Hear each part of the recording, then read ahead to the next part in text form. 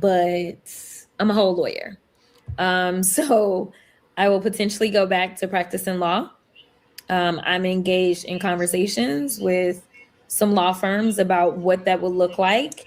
I want to be semi flexible as it relates to the practice of law, because I absolutely want to get to this book. What's going on, everybody? We got to talk about it, man. Jasmine Crockett is done.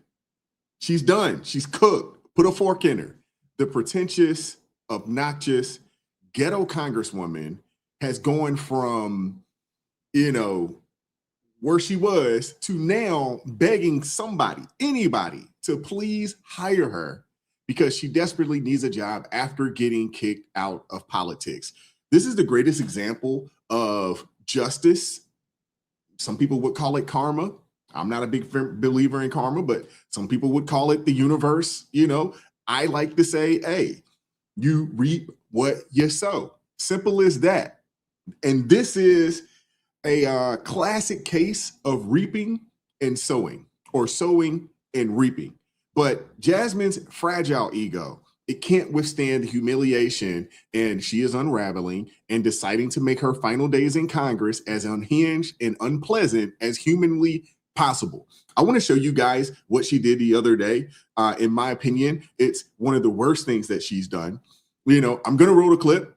I want you guys to see this for yourself. Hit the like button, share the video, subscribe to the channel. Let's go. When an illegal immigrant kills your children than it does an American, because it was preventable. It feels different. Now that I know that, because I have had an American kill a child. But when something's preventable and your life is ruined from something that's preventable, it does hit a little different than what I would imagine it would feel like just a regular casualty. Loss in itself is so difficult. There's no words. Loss is loss. It is very tragic. What we're dealing with when it's preventable, when these people have done something and they weren't asked to leave. If I were to go to Honduras, where the woman who killed our children is from, and I would kill 2 teenagers there, I'm not getting any rights from the Hondurans. They're not giving me rights. It's different. This is preventable. So I think it does hit a little different when our tragedy is preventable. Around my head or something, and so therefore I am going to somehow be precluded from harm becoming me. When I go out to do policy work, and I've worked on the state level too, the policies that I was writing when I was on the state level are different from the federal level because we have different levels of control. The one thing that we do have control of, you may have recognized that the DHS secretary, as we're talking about immigration, she had to come before this committee. I want to say maybe a day or two after she came before our committee, because we have jurisdiction over her. We don't have jurisdiction over your mayors. We have jurisdiction over her. She lost her job. The DHS secretary is gone. Now, to be clear about this, the Republican president is the one that put her out of her job because she was failing. So the reason that my colleagues have brought these things up, and this isn't to say that the harm and the hurt that you are feeling, that you should not be feeling that. It is wrong. Again, even as a criminal defense attorney, I can't tell you how many times I was begging clients to enter pleas. In fact, before we get into that, I think it's worth saying that was one of the most disgusting testimonies I have ever heard. To have Hank come in here and lecture angel families about how they shouldn't be here, how we shouldn't be holding this hearing. What the hell is wrong with you guys? The reason they're here is because of open borders that you guys perpetrated for 4 years. And to come in here and to turn this into a MAGA Republican idiotic low IQ lecture is sickening. To whine about which seats they're in.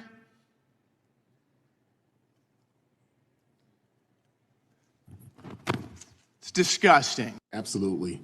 Absolutely disgusting. But these people have no shame. None whatsoever. Zero shame. Representative Jasmine Crockett spent a full 5 minutes mocking and lecturing an angel mom, a grieving mother who lost her child to an illegal immigrant. And instead of showing, 1 ounce of basic human decency, and simply saying 2 words any decent person would offer, which is, I'm sorry that this happened. I'm sorry for your loss. No, that's too much like right, because what we do know is that Democrats cannot admit fault. They cannot say, yeah, we messed up by allowing this border to be open for 4 years, because let's just keep it real. They don't believe that they messed up. They don't believe they made a mistake. They want a new voter block. And they allowed the borders to be open to get them. And it didn't matter if they were criminals. It didn't matter, if they came from insane asylums. It didn't matter any of that.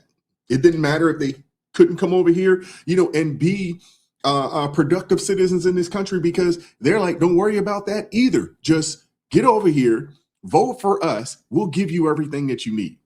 And when Representative Brandon Gill, called her out for her despicable behavior, Crockett, she doubled down instead of backing off. This is the same party whose members have blocked border security bills over 20 times in recent years, while violent crimes by illegal immigrants have surged. And with angel moms now numbering in the thousands across America at this point, Democrats, they have zero moral compass. As Proverbs chapter 14, 9 says, fools mock sin, or fools mock at sin.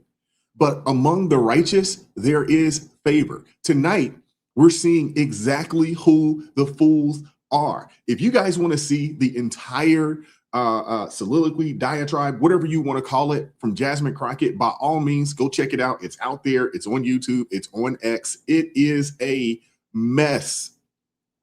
It is ridiculous. And not one time out of her mouth did she say, you know what, sorry for your loss, my condolences, any of that. And you could say that about a lot of these Democrats. I mean, it is insane. 4 years of open border policies. We're talking drugs, human trafficking, people losing their lives, and they don't care. They don't care as long as they have the ability to get their way. And what they want is they want mass amnesty for these people. And they also want to be the ones to tell them, once they get that amnesty, that, hey, we're the ones that took care of you when you came across the border. We're the ones that gave you free food, the food stamps. We gave you the housing. We're the ones that, gave you free down payments to purchase homes. We gave y'all grants to buy businesses. We're the ones that did it. So y'all owe us. Y'all have to support us in perpetuity. That's their goal. That is their goal, which is the same thing that they've been doing to Black Americans in this country for a very long time. It's crazy. I want you guys to hear from Jasmine Crockett real fast about her plans, once she, is out of office. This is crazy. This is crazy. I would be surprised if any reputable law firm hires her at this point. Not that she really needs a job. I mean, she is worth upwards of $8 million. Sell one of those homes, invest it, you'll be fine for the rest of your life. It's really crazy how that works in this country. What will you do after your next term? There is no next term. This is the term. So my term ends in January. I'm gonna be doing a few things here and there. Some of what I've done as I've been kind of off the radar is engage in conversations. I just want to point out to y'all that prior to coming to Congress, I know it drives MAGA crazy, but I'm a whole lawyer. A whole lawyer? I really can't stand that I'm a whole anything. I cannot stand that. That drives me crazy. And no one forgot that this lady is a lawyer. It's just really weird because it seems like, anybody can become a lawyer these days. So I will potentially go back to practicing law. I'm engaged in conversations with some law firms about what that would look like. I want to be semi-flexible as it relates to the practice of law, because I absolutely want to get to this book. It'll feel like a thriller to me, child, because I've lived this life. But I definitely want to get to this book. We've had publishers that have reached out for some time wanting me to do a book for a very long time. We also have some podcast conversations that we'll be engaging in. We'll see about political commentating. I would love to show up in the classroom and actually do a little professor thing here and there. The sky is the limit. I'm sure there's some opportunities out there for her, but I mean, this lady really got out there and ghetto girled it up, even though we all know that she is not from the hood. We know that she's not from the projects. We know this. We know she lived a very privileged life, and there is absolutely nothing wrong with living a privileged life. But don't try to act like you're something that you're not, only to appease, to try to appease people that you think act like this, when the majority of folks that she felt she was appealing to, they don't talk like that. They don't act like that. You know what I'm saying? I mean, I highly doubt that a law firm would touch her seriously. I believe that she's probably would be considered a liability. We'll see. We'll see what happens, but I want to hear from you guys in the comment section. What are your thoughts on any of this? Hit the like button, share the video, subscribe to the channel, turn the notifications on to all so you never miss an upload. Consider joining the ARP family or buy your brother a coffee. That link's in the description box below. Join us Tuesday, Thursday, Friday, 9:30 a.m. Eastern Standard Time for ARP in the morning. And as always, keep God first. Stay prayed up. We'll catch up with you guys next time. Peace. It is God who arms me with strength. Yeah, I'm battle ready. He trains my hands for battle. My heart stays steady. But thanks be to God, he gives us the victory. Through my Lord Jesus Christ, it can't live in me. I was down to the dirt, red clay on my shoes, old pain in my shirt, oh so bruised. In the Lord hit my chest, kicked air from my breath, put power in my step.